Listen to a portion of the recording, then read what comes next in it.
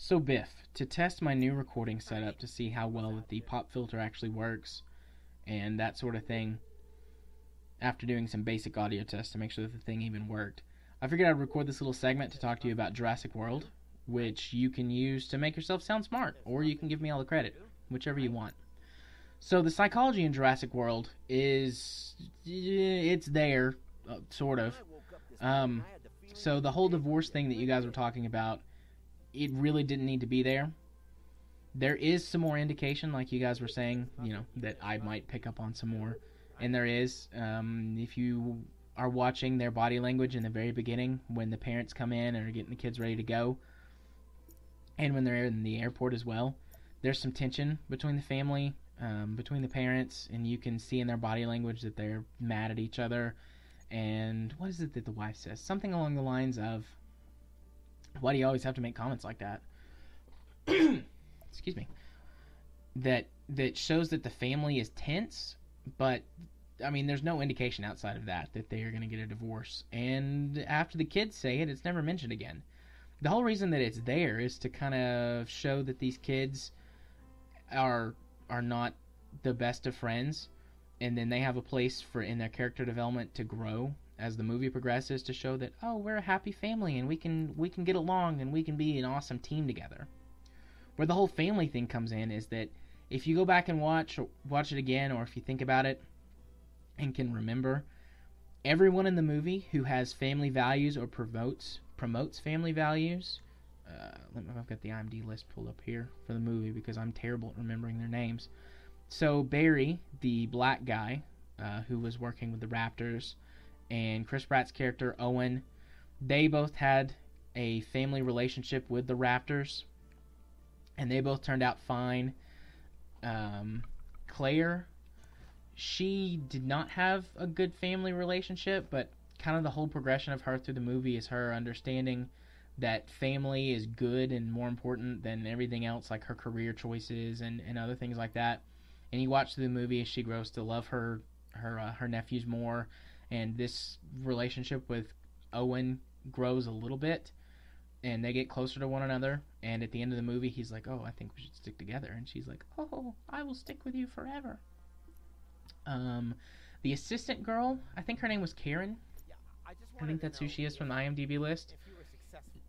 She got eaten because she was a working girl who didn't really care about those kids very much. That's pretty obvious from her body language. She's like, "Oh my gosh, I can't find them. I can't find the kids," when everything goes crazy. But up until that point, she's like always on her phone working and like, "Oh, I don't want to take care of these kids. It's not my responsibility, but my boss is making me." So she gets eaten. Masrani, the I think that's him, the business guy, the billionaire who's running the park. He only wants to bring in numbers. Like, you get the idea that for a moment that he's into making these people happy, but then when he talks to Dr. Wu, he's like, yeah, in these memos, I just wanted you to make the dinosaurs bigger and scarier and bring people in, and it's good that it's going to scare the parents too. So he is obviously not a family man, and it never mentions whether or not he has a family or friends. He gets killed, and when his helicopter crashes, Hoskins, Vincent D'Onofrio's character, who is the engine kind of military guy, he wants to tear apart Owen's family and turn the Raptors into weapons that he can use. He gets brutally eaten by the Raptors. It would have been cool to see more of that scene on camera. But so he gets killed. A lot of the soldiers get killed. You see scenes where they have kind of no regard for life. Like, there's that guy that shoots I'm not sure if it's a pterodactyl, but the flying dinosaur over the ocean. You see a scene where he, as a soldier, shoots that animal and kills it, and pretty much all of the soldiers in the movie got killed, at least that you see. You don't see any of them escape. Any more big characters that happens with? I'm looking at the list here real quick. No. You do see a lot of the people who get eaten by dinosaurs. They don't seem to have any family ties. Like, whenever the pterosaurs come and they fly over the park, if you watch the scene really closely, you can see that they only pick up adults, and they only pick up adults who are not near children. So again, going after people who don't have families. Um, Even the dinosaur, the Indominus Rex, is this big loner dinosaur that's out just killing all these other packs of dinosaurs because it can, and it gets defeated by the T-Rex and the Raptor team working together to take it down. Um, the controller guy, I can't think of his name. But he stays behind to help all of them out, and he has kind of a happy ending when he leaves. He doesn't seem to be getting into any trouble or getting eaten. Don't know that for sure, but it makes it seem like he leaves on a happy note.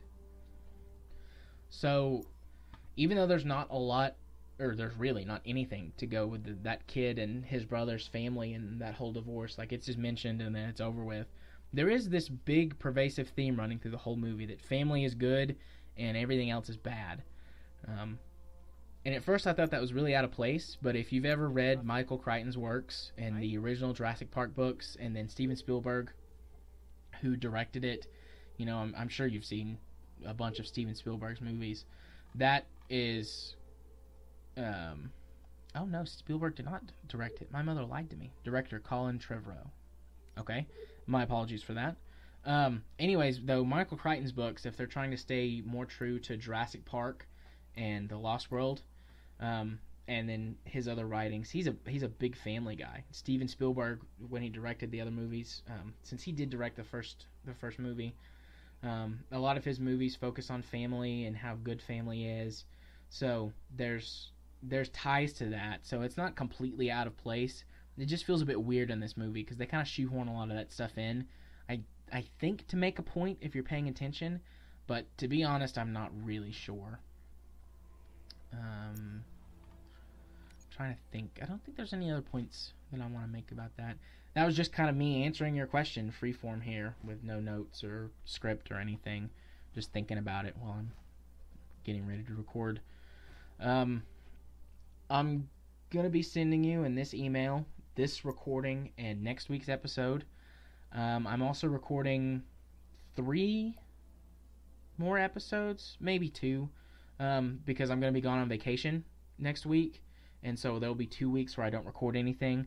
Next week I'll actually be gone, and then the next week when I get back, I'm not going to want to do anything because I'm still going to have to work and whatnot, so I won't want to record. So you're going to have some extra content to keep me going. I'm also recording something that I mentioned in my next episode as kind of a surprise. It's up to you if you want to play that 2 weeks, like 2 of my things in the same week or not. But I'm not going to make mention to any of my other stuff in it, so you can just play it whenever you want to. I'm doing what it is. I'll let you in on the secret early. Ascalon is the only other person I know. I've had him kind of go over my script with me. But as you know, I'm a therapist, and I've started a YouTube channel called The Gaming Psychologist, where my goal is to produce content that deals with the psychological aspects of video games, because the only other channel I've seen that ever does any of that is, it's escaping me, The Game Theorist. But that's what this whole channel is going to be about, that, and then kind of random Let's Plays and gameplay footage and stuff that I capture, kind of my B-reel. And in the first episode of the series, Game Character Case Studies, I'm going to be doing Jeb Kerman, and I'm going to be doing a little bit of a psychological analysis on him. The draft that I'm going to record for you guys is probably going to be somewhere between 6 and 8 minutes long. The actual YouTube video is going to be closer to 20 minutes, because I'm going to put a disclaimer in there about like what version of the DSM I'm using to come up with this stuff, and really explaining things in more detail.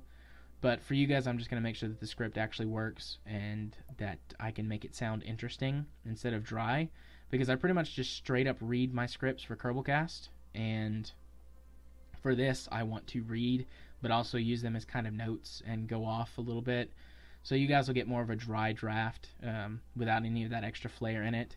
And that's partly because it's going to be the first time I do it, and partly to watch for time, because I don't want to be on there taking up 20 minutes of your time with just this audio recording that you guys are going to have to sit there and listen to. But I figured I'd let you know what was up before it even comes through, just because you guys run the show. If you've actually made it through this entire thing, what are we at now? Ooh, 10 minutes. If you make it through the entire 10-minute thing, you are like my hero of the week. I will catch you guys later.